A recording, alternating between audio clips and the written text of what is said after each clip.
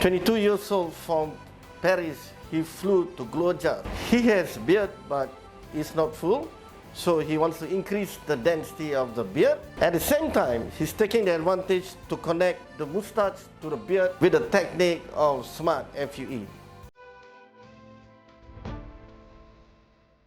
This is the original beard, so we did not draw any design.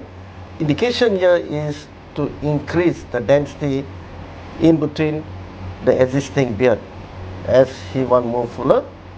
This is the sideburn, this is the angle of mandible, this is the jawline, this is the upper part of the beard.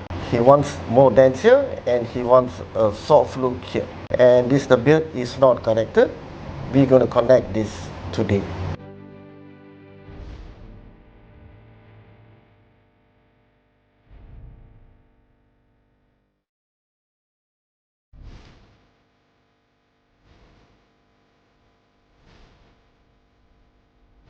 We just completed the Smart Beard transplant.